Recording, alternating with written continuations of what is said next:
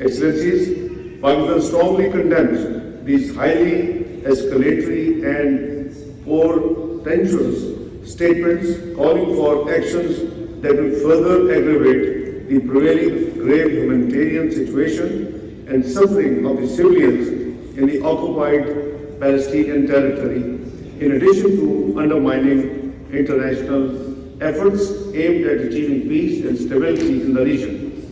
We joined the statement issued by the Arab Islamic Ministerial Committee, along with other countries, in expressing strong condemnation and categoric rejection of the Israeli announcement, denouncing it as an unacceptable escalation and a brazen attempt to entrench illegal occupation by coercion.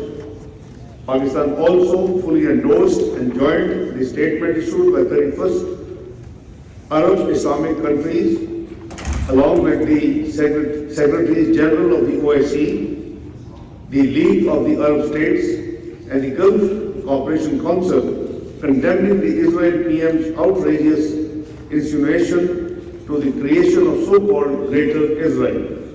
The statement constitutes a direct threat to Arab national security, to the sovereignty of states, and to the regional and international peace and security. As the Prime Minister of Pakistan has unequivocally stated, the root cause of this ongoing tragedy is Israel's prolonged illegal occupation of Palestinian territory. As long as this occupation endures, peace will remain elusive. Unquote. We fully stand by our brotherly Arab states in safeguarding their sovereignty against threats to their independence and territorial integrity. Pakistan expresses its deep appreciation to all these states and stakeholders that are playing a role in advancing peace in Gaza. Their ongoing contributions and steadfast support remain essential in the pursuit of stability and justice for the Palestinian people. Excellencies, Pakistan also welcomes the growing international momentum in support of Palestinian statehood and full membership of the United Nations. We urge those states that have yet to recognize the state of Palestine to do so as soon as they can. We appreciate the convening of the International Conference on the two-state solution co-chaired by Saudi Arabia and France on 28th of July this year. I personally participated in the conference. It did create a positive momentum, but we need to do more. It must now be followed up by coordinated international action to realize the long overdue settlement based on a viable, sovereign and contiguous state of Palestine on the basis of pre-1967 borders with Al-Quds al-Sharif as its capital. Excellencies, this is a defining moment for the Muslim Ummah. History will not judge us by our words, but by our actions. The Palestinian people do not seek statements of sympathy. They need concrete measures to end their suffering and secure their liberation from Israeli occupation. The OIC must issue and rise to this challenge with unity, resolve and purpose. Another Nakba cannot and must not be allowed to happen. The Palestinian question is a litmus test for the credibility of the so-called rules-based order. Failure to uphold the rights of Palestinian people will embolden impunity and undermine the legitimacy of the very order we all claim to defend and uphold.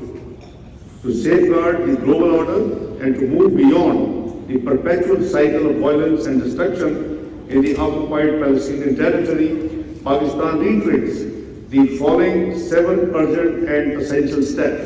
First, an immediate, permanent and unconditional ceasefire across Gaza and occupied Palestinian territory with full implementation of the UN Security Council Resolution 2735. Second, unfettered, sustained and secure humanitarian access to all civilians in need and the protection of aid workers, medical teams and the UN personnel.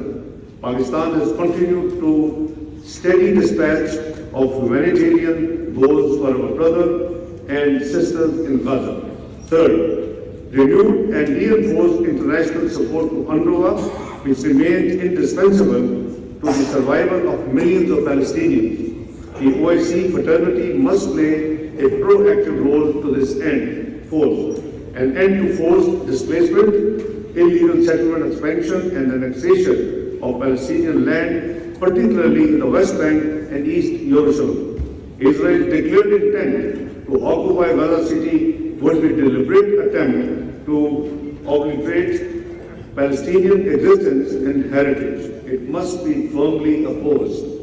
Fifth, implementation of the Arab and OIC-led reconstruction plan for Gaza, which represents a vital framework for post-conflict recovery and rehabilitation, sustainable development, and the restoration of dignity of the people of Palestine. Sixth, the revival of a genuine and time-bound political process to achieve a just, comprehensive, and lasting two-state solution in accordance with international law and relevant UN and OIC resolutions. And seventh, accountability for war crimes and crimes against humanity. Israel must not be allowed to act with impunity in defiance of the UN Charter, international law, including international humanitarian law, and the binding measures of the International Court of Justice. The OIC must champion mechanisms to ensure justice and end the culture of impunity. Let me also categorically justice and end the culture of impunity. Let me also categorically state that any